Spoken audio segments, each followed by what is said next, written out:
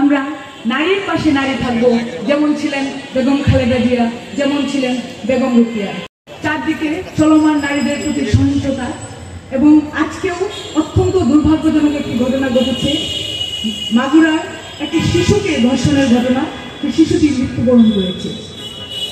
আজকের দিনে এই নারী দিবসে এই ঘটনা এবং সেই ঘটনার প্রেক্ষিতে আজকে আমরা এখানে উপস্থিত। আমি সবাইকে সেই শিশুটির প্রতি গভীর সহমর্মিতা অনুভব করার জন্য অনুরোধ করব। এছাড়া আমরা আয়োজন করেছি আজকে শহীদ নারীদের, জুলাইয়ের 11 জন শহীদ নারীদের প্রতি একটি বিরোধ আয়োজন। আল্লাহ তাদের আত্মার মাগফিরাত দিন।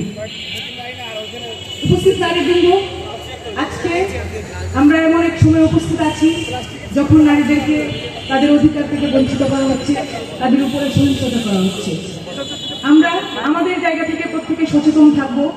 আমরা নারীর পাশে নারী থাকব, যেমন ছিলেন বেগম খালেদা জিয়া, যেমন ছিলেন বেগম রোকেয়া। আমরা আমাদের জায়গা থেকে প্রত্যেকটি নারীর অধিকারের কথা বলবো। আমাদের জায়গা থেকে আমরা থাকব নারীর পাশে। আজকে এই কামনায় আমি আমার বক্তব্য শেষ করছি। সবাই ভালো থাকবেন, সুস্থ থাকবেন, নারী হয়ে থাকবেন, নারী হয়ে লড়বেন। বাংলাদেশ জিন্দাবাদ।